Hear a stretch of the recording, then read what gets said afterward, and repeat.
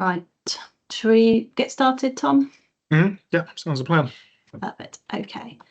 Good afternoon, everyone. Thank you for joining us for our webinar this afternoon. For those of you that don't know I'm Hannah King. I'm a legal director in the employment team, and I'm doing the webinar today with Tom Hyatt, who's a senior solicitor in the employment team as well. We are going to be talking to you today about the very topical issue of evidence in employment investigations. And it's something that is very quickly evolving in the HR sphere. So just to give you an overview of what we're planning on looking at today, we're looking at the rise of covert recordings and how tribunals will look at them, the risks of relying on screenshots and digital messaging, deepfakes and AI-generated evidence in workplace disputes, and then to what extent privacy, data protection, employee relations tensions are engaged as part of that process, and then some hopefully practical steps that HR teams can implement to assist you in navigating these types of issues that are arising. So, as I said, this is a very topical issue and something that is happening now within HR investigations and workplace investigations. If we think back 5 or even 10 years ago, most cases generally relied on emails, formal documents and witness accounts when investigations were being undertaken. That was a relatively structured process and in many cases fairly easy to assess.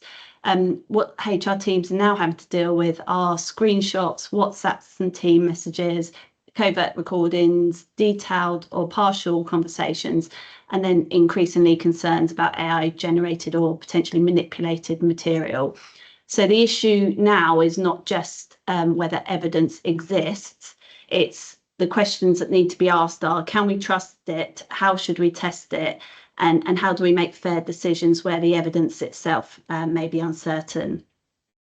Before we get into the detail of those issues, it's worth saying that this is one of the sort of fast-paced changes that we are seeing in HR investigations. And what really is interesting is the law hasn't fundamentally changed, but the type of evidence has.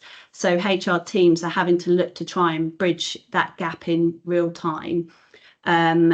Throughout the presentation today, we're going to be really linking everything back to the core principles that are engaged when undertaking workplace investigations around fairness, reasonableness, and procedural integrity. So, workplace evidence. Why has it changed?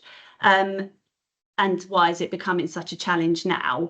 There are sort of 4 overlapping shifts in how workplaces operate, really, that have kind of informed and engaged this sort of issue. The first is the prevalence of hybrid and remote working, which has fundamentally changed how employees communicate with each other now. So conversations which used to happen privately or face-to-face are now often written, stored and recorded across multiple platforms such as Teams, Slack, WhatsApp and text messages. The other overlapping shift has been in relation to informality at work. So employees may treat messaging platforms casually and much more informally in terms of how they communicate, so that through the use of emojis, shorthand and humour being expressed in messages, without really considering that that sort of communication could later become evidence in a grievance investigation, disciplinary process, or even a tribunal. The third overlapping issue is around technology. Almost every employee now carries with them a high quality recording device in their pocket through their phones. In addition to that, recording, editing and AI tools are now widely accessible. You don't need to be a technical expert in order to potentially look at altering content. It's all out there. The other issue is changing employee expectations. So a lot of employees may record meetings because, for example, they feel vulnerable, but others do it sometimes because they don't trust the process. And all of that means that HR teams are now dealing with evidence that may be either incomplete, selectively presented, or potentially manipulated. But legally, the test hasn't changed in terms of how to approach workplace investigations. So tribunals will still ask, did the employer carry out a reasonable investigation, and did they reach a decision that was in the range of reasonable responses? The tension that HR teams are now having to apply is looking at applying those traditional standards to a much messier pot of evidence, and that can create a risk if you're relying too heavily on one source of evidence, failing to test or even think about authenticity, or overlooking missing context. So HR's role is becoming slightly more investigative and more analytical than it used to be in terms of how to approach workplace investigations.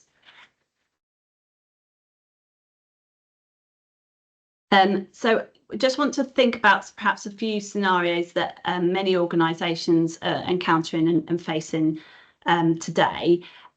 So these are all realistically situations that are increasingly common in the workplace.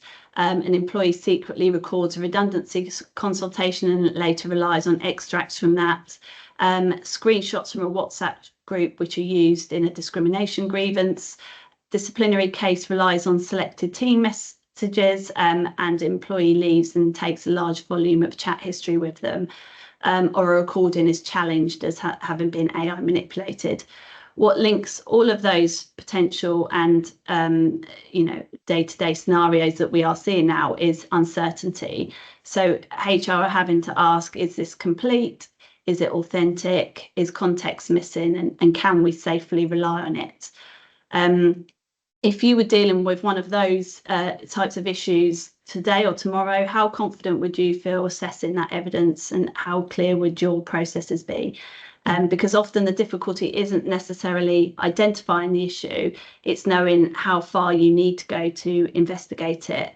For example, with a WhatsApp screenshot, you may only be seeing 3 or 4 messages, but those 4 messages may sit within weeks of conversation, and that might therefore then show a particular tone between those individuals or a wider dispute. And without that context, it's very easy to misinterpret the meaning of that selected group of messages.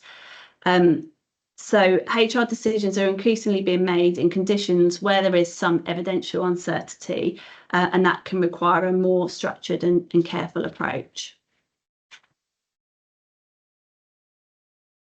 So we're just going to look first at covert recordings. This is something that, not that long ago would generally be considered quite an unusual thing to see. However, it has, over the last certainly 5 to 10 years, has become increasingly common, and I think most HR professionals will have encountered it, or at least suspected that it has taken place during a formal meeting with an employee. Employees, we are increasingly seeing, tend to record disciplinary hearings, grievance meetings, absence meetings, or in some cases even informal conversations. It's tempting to sort of have a knee-jerk reaction to that, and sometimes just the first question asked is, well, is this allowed?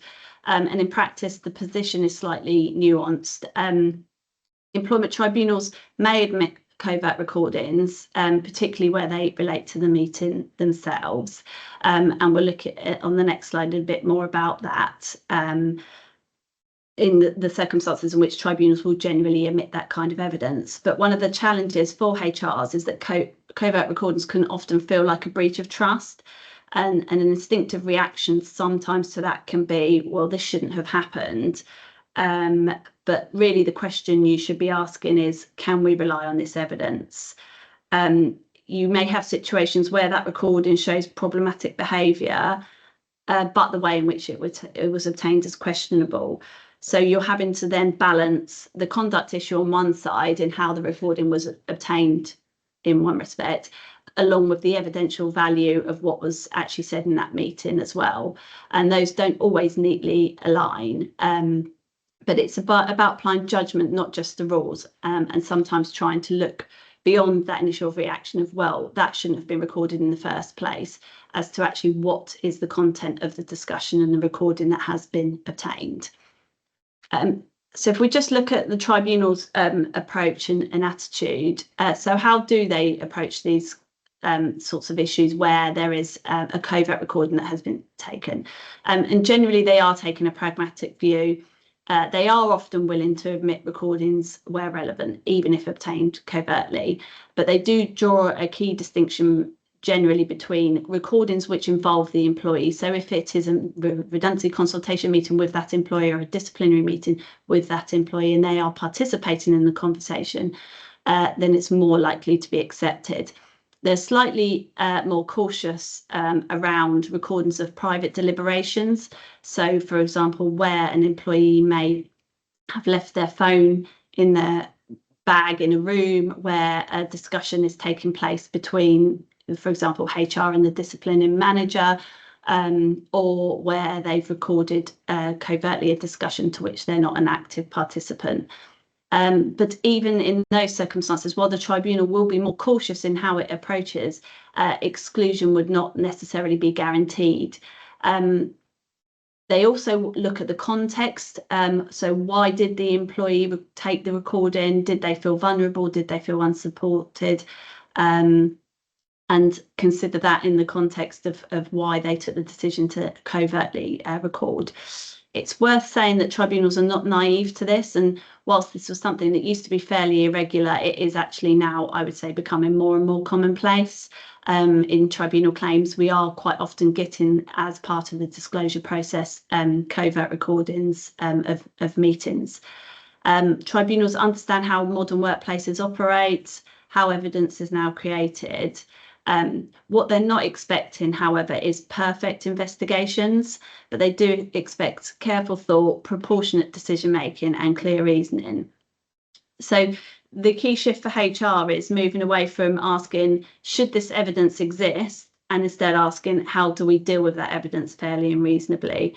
And if you can demonstrate your reasoning, you're in a much more stronger position, even if the evidence itself isn't perfect.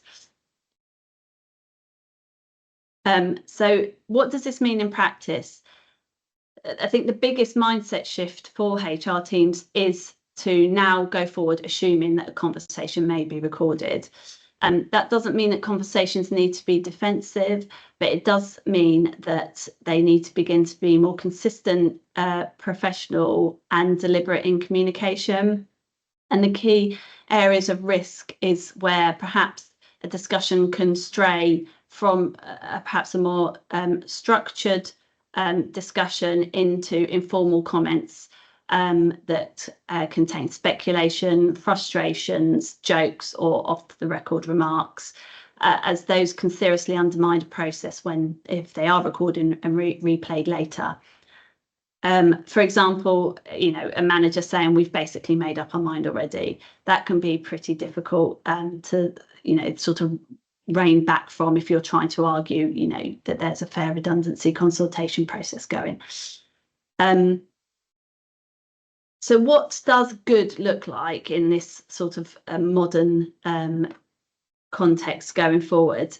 So really it's about setting expectations at the start of the meeting, training managers on communication risks, preparing for sensitive discussions, and maintaining clear and neutral documentation. And that's really key because good documentation doesn't replace recordings, but it does support your position alongside them. Ultimately, if the aim is not to create fear, particularly in your managers that you're asking to become involved in and have these discussions, but it's to create consistency and credibility in your processes.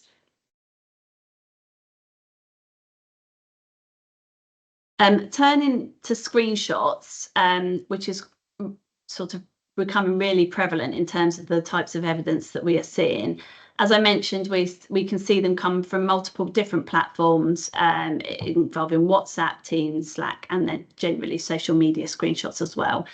And they can feel really persuasive because they are visual and immediate. But screenshots are rarely presented neutrally. As I said, they may omit earlier messages, remove context, crop responses, or only present part of a conversation. So even genuine screenshots can be misleading if looked at in isolation. So a screenshot should usually be treated as one piece of evidence and not definitive proof. And HR teams are no longer just reviewing documents, you're interpreting them and interpreting fragments of communication. So practically, you may need to think and ask for the full message chains, request original formats, check timestamps, and compare against other sources. And sometimes recognise limitations. You may not get the full picture, but you still need to make a fair decision based on the evidence you have seen. A big risk when looking at evidence, particularly, for example, if somebody has presented a grievance relating to discrimination and then they provide you with all these screenshots, is confirmation bias. So if a screenshot ostensibly appears to support a complaint, it's easy to stop questioning it. But the stronger approach really would be to ask what might be missing. Is there another interpretation? And that can often be what distinguishes a robust investigation from one that gets challenged later. So the key sort of message around screenshots is that they are powerful, they are relevant evidence, but more often than not, in most cases, they're very rarely complete. So it's always a good idea to look around the messages you have been provided with and sort of try and dig a bit further. I'm now going to hand you over to Tom, who's going to take you through the next part of the presentation. Yeah, look, thank you, Hannah. To get stuck in this one, really, I think looking back at the content on your last slide, even, Hannah, looking at the type of information we're seeing in this modern world, the new type of evidence that we're seeing relied on and being disclosed and being used, it's safe to say that's the type of new digital evidence that we are seeing increasingly appearing in workplace disputes, cropping up in disciplinaries, grievances, etc. So the next question, I suppose, for you as HR and for us as employment lawyers is what are we actually supposed to do with this? We're in a new world where evidence is not always as clear cut as it has been. It's fragmented. And I think that's where it becomes really difficult, or much more difficult than it used to be, because the evidence isn't perfect. You might have a screenshot, but not the full conversation. You might have a recording of a conversation, but only a very small snippet of that conversation. Or often you might have completely conflicting accounts from different individuals, all supported by different fragmented pieces of evidence. And it makes our life as lawyers and as HR professionals much more difficult to look at the evidence and come to a decision. And one of the questions that we're getting asked regularly is, well, how much investigation is enough? Or do we have enough evidence here? Can we rely on this? I think that the short answer that somewhat answers most of those questions, however you want to frame them, is that employers are not expected to carry out criminal investigations. Employment tribunals don't expect perfect evidence. It's not a criminal court where something needs to be proved beyond all reasonable doubt, i.e., has all stones been turned? Have we looked at absolutely everything that there is possibly available to us? What the employment tribunals expect when they are reviewing decisions that have been made by employers is a fair and reasonable process. Is it reasonable that an employer has come to a particular conclusion, that they've come to a particular decision on the balance of probabilities? Now, what does that mean on the balance of probabilities? It means more likely than not. Having looked at the evidence, followed a reasonable and a fair process, the conclusion we have made, for example, in the context of a disciplinary hearing, can we say that we think it's more likely than not? Is it more than a 50% chance that this happened, that this conduct happened, or that an issue that somebody might be raising a grievance about happened? So the focus really should be on gathering sufficient evidence, considering any alternative explanations, but then reaching a decision that is reasonable, that we can rely on in those circumstances, not looking at absolutely everything to the extent that somebody might have to in a criminal prosecution. I think the other challenge is obviously privacy. Things like, can we, as employers, demand access to somebody's personal phone? Are we complying with data protection legislation?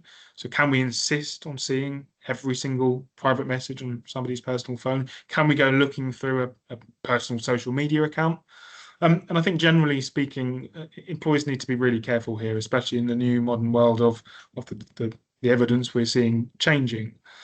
I would always say that there's a big difference between requesting relevant information and the other extreme, which is just conducting what becomes a fishing expedition. And tribunals do not like that. Tribunals do not like where there is evidence or suggestion that an employer has gone out of their way deliberately on a fishing expedition to find something to support a conclusion that they've already come to. And I suppose the key concepts here are proportionality, relevance, and necessity. So what information do we actually need?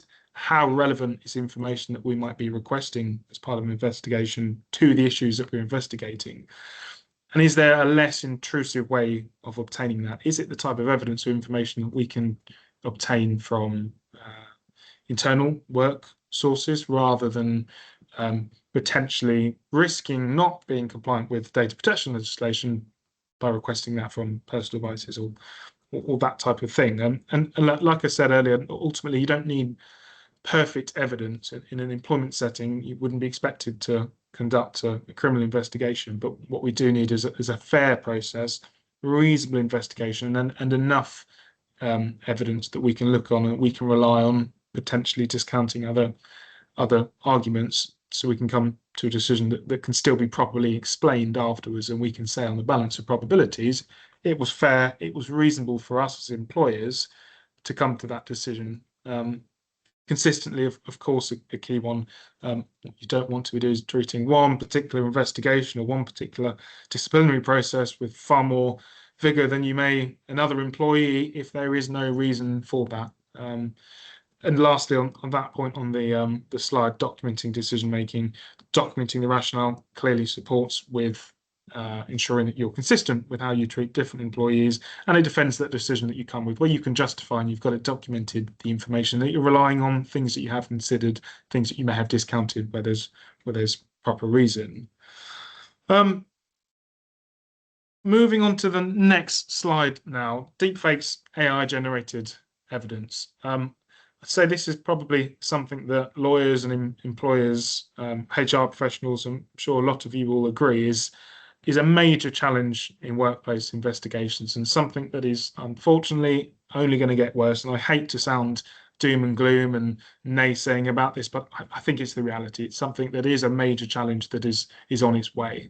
And that's AI generated evidence, just to be clear there. And I think when people hear the word deepfake, the minds jump to very sophisticated technologies, videos of politicians, celebrities doing things, saying things that isn't real. It's an AI generated video.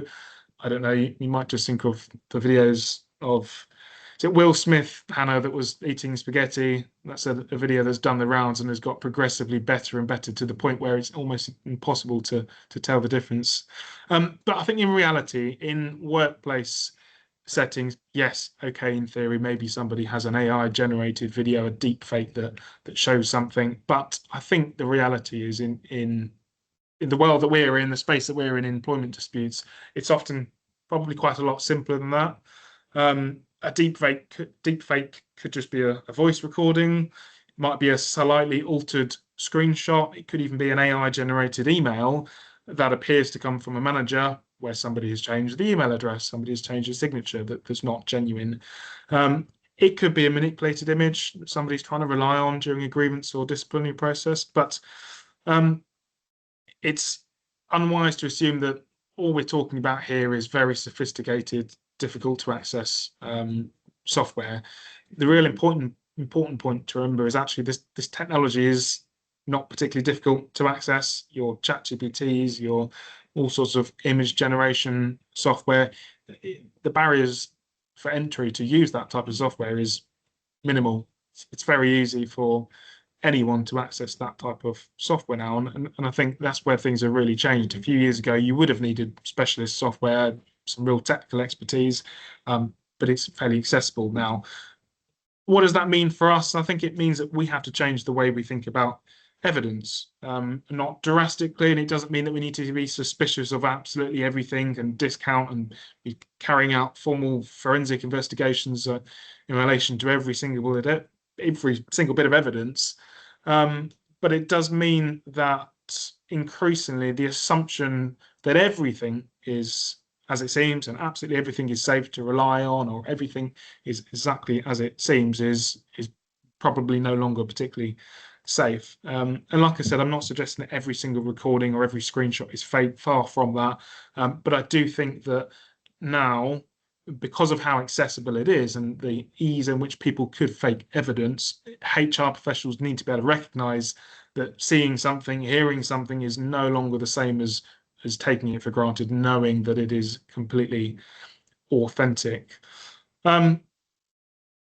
Moving on to the next slide then. So, like I said, the risk here isn't just fake evidence itself. In many cases, the bigger issue in terms of dealing with an internal process, dealing with a disciplinary process, grievance process, is that allegations can now crop up that something is false. You might be putting evidence that you know is genuine, you know where you've obtained it from. You're putting that across to an employee, and suddenly you've got allegations of, well, how do we know this is true? Is this a deep fake? Have you rendered that image? Again, you can imagine it if it's the other way around. An employee produces a recording which appears to support their grievance. You start investigating that, and somebody else pops up and says that's been altered, or we think it's been generated by AI. Suddenly that investigation becomes far more complicated because there is an allegation that the evidence we're looking to rely on and that we are putting forward to someone is false, it's fictitious, it can't be relied on. And again, I think this is something that we're starting to see and we probably will see more and more often, particularly where evidence might be quite embarrassing for someone, might be damaging. Now, whether there is any merit at all to the allegation, the sad truth is we probably will see more of this. Very embarrassing bit of evidence gets put forward. Suddenly, the explanation is available to somebody to defend themselves, to say, well, how do you know this isn't AI?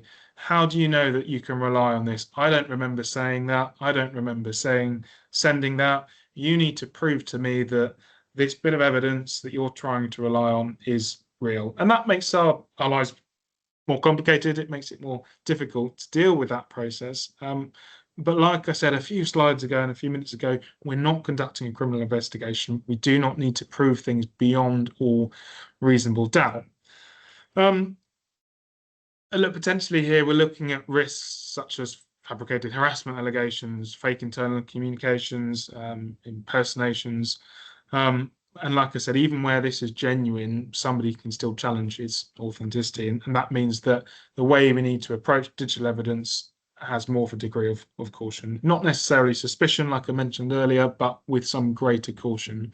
And again, it goes back to the key point that authenticity can't just be assumed anymore, and where it's raised, then we've got to document and follow some type of process to ensure that it's something we can still rely on. Moving on then, because it's all well and good me saying these are what the problems are, what difficult jobs we've all got going into the future, which to some extent, yes, this is going to make our lives harder, but we want to be able to help you and arm you with some tips, the type of things that we're advising employers and our clients to help in this situation.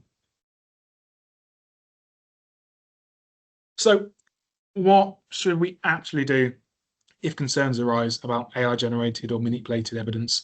I think the first thing I'd say is don't rush. Avoid making assumptions either way. Avoid jumping to the conclusion one way or the other that no, that's a preposterous allegation, or okay, fine, we'll discount that evidence and we won't rely on it. If somebody alleges that evidence has been altered, there's any concerns, take that concern seriously, investigate it reasonably, and properly. I think secondly, in this type of situation, wherever possible, try and obtain original material. And I think this applies more in the context when we think back to Hannah talking about things like screenshots. If you've got a screenshot of a WhatsApp conversation, can we obtain the original WhatsApp? And this is something that we're probably seeing more and more over the last few years, is WhatsApp messages, text messages being relied on in tribunal proceedings. WhatsApp can be exported. You can export WhatsApp messages directly from a device. It's far more difficult to tamper with that file, an export file, than it is a screenshot. So I always think it's sensible as part of an investigation process, if you're relying on screenshots and there's any concerns that this isn't genuine, well, can we take some steps to work out if we can obtain the original? Can we obtain an export from someone's phone of a text messages? Can we obtain an export of WhatsApp? And even if we can't, at the very least, we are following a reasonable process. We're following reasonable steps to give us a greater ability to rely on that piece of evidence. Secondly, where appropriate, and it won't always be appropriate, but sometimes it will be, look at the metadata.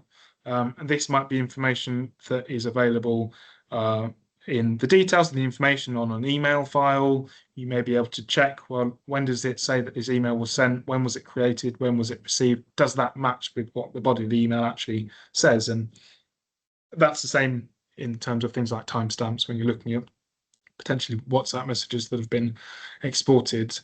And now look, there may be occasions, like I've alluded to here, that you cannot genuinely be comfortable about whether something is authentic or not. And perhaps it's a voice recording that sounds a little bit unusual, but there's no evidence really to suggest that it's been tampered with. Perhaps there are inconsistencies in some dates and timestamps, but it's just not clear. We are not all IT forensic experts. We're not expected to be, and we are not always going to be the best people and well placed to determine that. But in those circumstances, that's when it might be worth involving other parts of the business or maybe even external advice. For example, your IT team may be able to look at system logs, audit trails, file histories, get them involved if it's reasonable and it's appropriate, and you think actually a second opinion from someone who's more of a specialist in this area is going to be helped. And maybe a data protection team might be able to advise on whether information can be properly reviewed or retained from another source in another way rather than just the format that you've got. And in more serious cases, and I think particularly where dismissal might be being considered, where it's serious allegations, regulatory issues maybe, or even when there are significant reputational risks involved. Yes, the option of external forensic specialists is available. They may be able to analyze files, review it, give you a formal view on the chances of this being genuine and authentic, or has it been tampered with.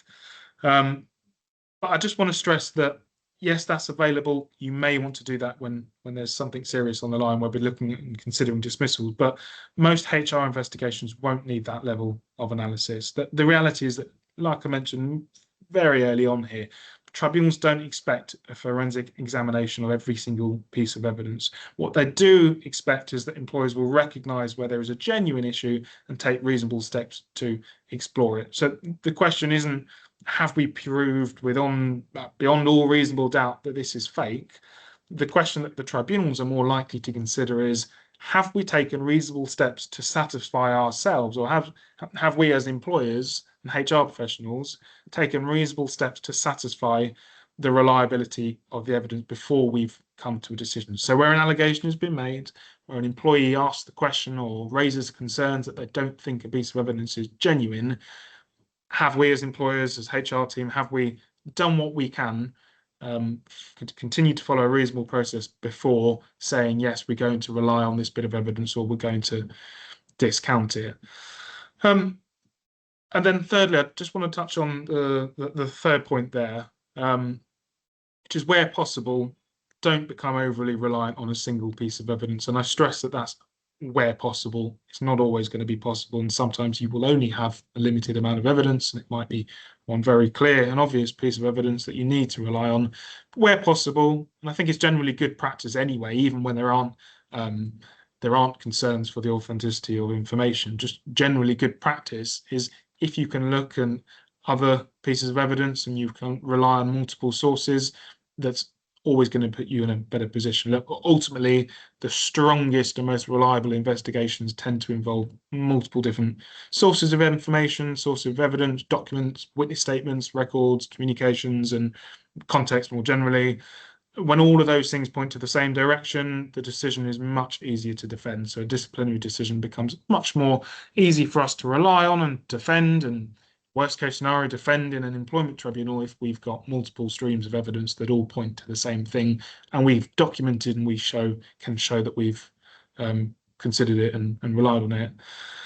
And I think finally on this slide, don't be afraid to ask for help and for guidance. I know I mentioned that in some situations you might want to involve your IT team, data protection, even forensic experts, but sometimes just getting some structured, good legal advice early on around the investigation might be more proportionate. It might be far more proportionate to get a legal opinion on, yes, actually, you've carried out a good investigation here. You're in a strong position to be able to rely on the evidence you have obtained. That can be more proportionate than spending lots of money going through forensic investigators and reviewing the evidence that way. And I suppose, look, without wanting to sound too much like a broken record here, the important thing is that we're not proving beyond all reasonable doubt that something is fake or something is genuine, but that any decision in those circumstances is reasonable. Moving on to the next slide, I want to talk a little bit about privacy and personal device issues. I know I touched on this earlier, but just to expand on it really, because it's another challenge. And I think it's an area where employers can sometimes get themselves into difficult situations, particularly where employees might use a personal device for work purposes, and that's common practice, whether formally or informal, because I think the reality is a lot of companies now operate some form of bring your own device arrangement. It might be formal, as in somebody has a laptop that they bring in and it's all documented, but sometimes it can be quite informal as well. People might use their personal phones in group chats. They might be discussing work on personal devices. I think the problem here is that work-related information and personal information can very quickly get mixed together. An employee's phone might contain work messages, but also, obviously, it's going to contain private conversations, pictures, financial information, even personal data that might be entirely unrelated to any employee of the company, friends, families. You get the point. And that's why when an investigation arises and we're dealing with potential personal devices, employees do need to tread quite carefully. I suppose the key point here being, just because information might be useful, it doesn't mean that we're automatically entitled as an employer to access it. Questions of proportionality, what is proportionate for us to do here, become extremely important. So what are the type of questions we want to ask here? I would say, firstly, well, what information do we actually need? Why do we need it? Is there a less intrusive way that we might be able to obtain the same information or the same type of evidence that does the same thing that we can rely on before we want to request it specifically from an employee? Because there's an employee relations issue here as well. Even where something may technically be possible, you need to think about how it will be perceived. How is an employee or the wider business going to perceive a request to access personal devices or to request information that will only be stored on personal devices? You will all know, as well as we do here, that heavy-handed investigations, broad requests, access for sensitive information can very quickly undermine trust and can ultimately cause more issues than the investigation process is even attempting to resolve. So my view is that the focus always needs to be on relevance and necessity ahead of just convenience. Yes, it may be far more convenient to be able to prove at a certain point or to be able to obtain evidence from someone's personal device, but is it relevant? Is it necessary? Are there going to be less invasive ways we can prove the same point? And one question that Hannah and I will have seen countless times before is the question of, can you require somebody to hand over personal messages? The answer is normally no. There's no general right for employers to demand unrestricted access to personal devices, private phones, private communications, in the absence of court orders or directions, which are far more serious and far more escalated than an internal investigation process. No is the answer. It doesn't mean that we can't obtain that information. It just means that an employer may want to ask the employee to provide specific messages or information that is directly relevant to the investigation rather than requesting a more wide open access. Ultimately, there's a big difference between asking for one particular WhatsApp message that we know exists and we might think contains certain evidence of, I don't know, bullying or harassment, for example. Huge difference between that and saying, hand over your phone, we want to have a look through it. Demanding that type of access, please can we have your phone and laptop, we want to look through it, it's far more likely to raise quite substantial privacy and data protection issues.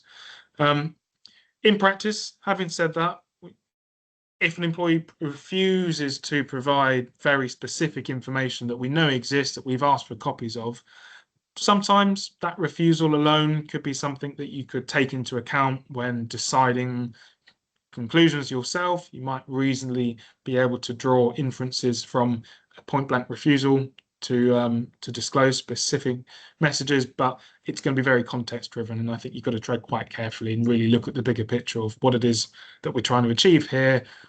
How is it making our life more difficult if we don't have access to that type of information?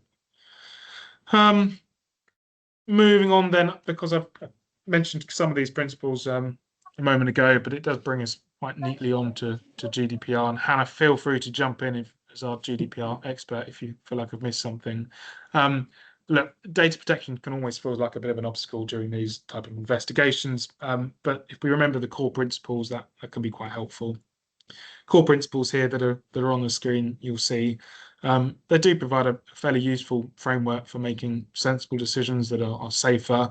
And I think the concepts I'd really encourage you to keep in mind here are those ones: proportionality, data minimization. Are we looking at only things that we need to? Are we retaining information only for the shortest amount of time that we might need to? And transparency.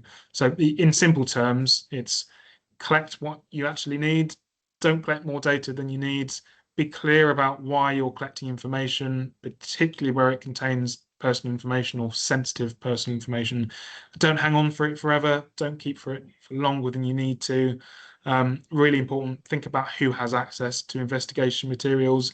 If you're holding an investigation, you don't want the whole business to have access. Make sure you've got the right appropriate steps in place so that the only people that need to know in order to be able to review it and make a decision have got access to that type of information. And once it's concluded, once an investigation or disciplinary process has been concluded, think very carefully about how long you need to retain any materials there.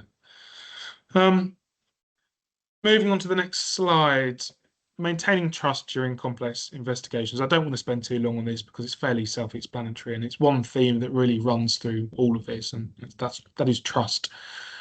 Ultimately, the type of investigations that you and us as HR professionals are involved with, they're about people. The people that are involved in that need to believe that the process is fair. They need to have some faith. Sometimes, not always, but sometimes an employee will actually accept an outcome of a process, even if they don't fully agree with it, if they feel like they've been treated fairly and consistently and that they've been listened to. They may not always agree with the decision, but if they feel like actually this process has been pretty good, I have faith in the process that's been followed, you can resolve a lot of issues sometimes.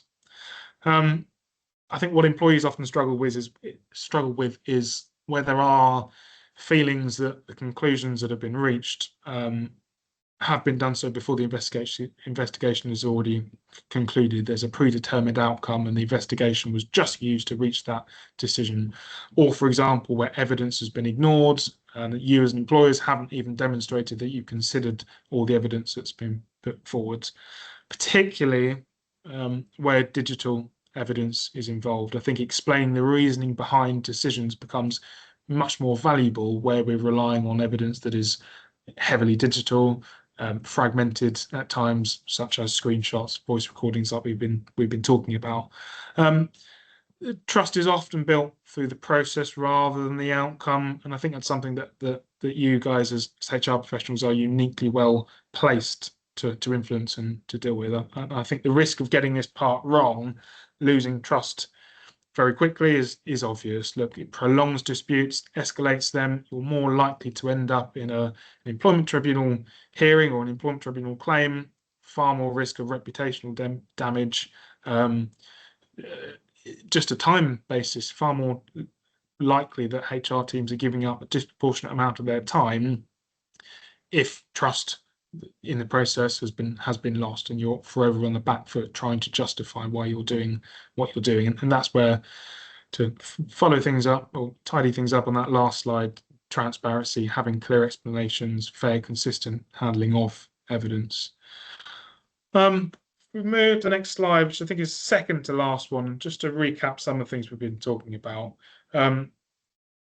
If I were to leave you with a practical checklist, it'd probably be a little bit like this. Firstly, going back to the pretty key point that Hannah mentioned at the start, assume that workplace conversations are probably being recorded, even if they're not. Assume that they may well be. Whether that's a formal meeting, informal discussion, a Teams call. Secondly, make sure that managers understand the reality of this and that they're trained and that they are aware that there's a good chance that conversations are being recorded. Thirdly, I think review your investigation and disciplinary procedures. Just ask yourself the question, do they adequately address evidence like screenshots, recordings, digital evidence? Do they say anything about AI-generated content? Have you got processes in place where concerns are raised about the authenticity of evidence? Now, I'm not saying that you need to update your disciplinary process and add in 25 pages about what we will do and how we will investigate it, but just some steps. If you can have some steps in your disciplinary process, your investigation procedures, that says where there are concerns raised about the authenticity or the genuineness of a piece of evidence, we will take steps, we will take reasonable steps, liaise with you to try and resolve that. It just puts you in a much stronger position later down the line to be able to say, yes, we've carried out a fair, reasonable process in line with our own policy. We've carried out the type of steps, reasonable steps, that our policy envisages when concerns are raised about the genuineness of a piece of evidence. I think the earlier those issues are identified, the easier you are, better position you're in to manage them. So if your policy addresses that, it puts you in a much stronger position later down the line. And lastly, a recap there, but avoid, where possible, being overly dependent on any single piece of evidence. That's particularly the case where there are questions around authenticity, the genuineness of a bit of evidence. Just the final slide for me, and some key takeaways, closing thoughts. So just to finish off, I think the key message from today is that, unfortunately, workplace evidence is becoming more complex. Screenshots, recordings, AI-generated content, all the things that Hannah and I have spoken about are going to create new challenges for us. But the answer isn't just to distrust and throw away every piece of evidence. I think it's to have good processes, ensure that you're familiar with those processes, that you're carrying out fair, full, proper investigations to be able to make proper informed decisions. I think companies that are dealing with this well and most effectively won't necessarily be the ones that have the most technology and have a team of forensic investigators. I think it'll be the ones with the best procedures and that are documenting the rationale. You could have fantastic technology and be able to spend lots of money and determine whether a video is real or not, but if you haven't documented that, a disciplinary outcome or an appeal outcome doesn't highlight what we've done and the process that we've followed, you're almost wasting your money. You want to be able to show off and highlight all of the things that we are doing, that we're doing well, to ascertain whether this evidence is something we can actually rely on. Hannah, unless you want to add everything, that's probably a bit of a summary from me. I hope it's been a helpful session. I'm conscious of the time, that we've got about 9 minutes left, so we do want to be able to answer any questions if there if there are any. So like I said, I hope it's been helpful. Try to give a bit of a practical flavour as well as just this is what we're seeing. So we will hang on for a couple of minutes. If there are any questions that you have, please feel free to drop them in the chat box. We'll do our best to answer them.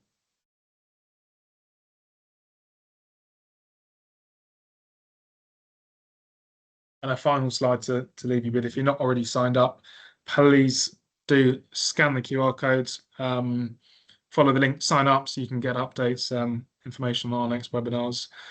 If you're not already connected with us, find us on LinkedIn, Tom Hyatt and Hannah King. Hopefully you can find us, drop us an ad. If there's anything you wanted to ask us that we weren't able to cover or you didn't want to drop in the box, then let us know. We'll be happy to pick it up. Just to follow up as well, we will share the slides and the recording once they're available with everyone, so that'll be sent out in due course as well. I don't think there are any questions as such. No, I don't think so. I don't know if that's a good sign or a bad sign. I'll be optimistic. That we're going to drop off. Thank you everyone for signing up. Sign up to our next one as well. Just chat if you've got any other questions.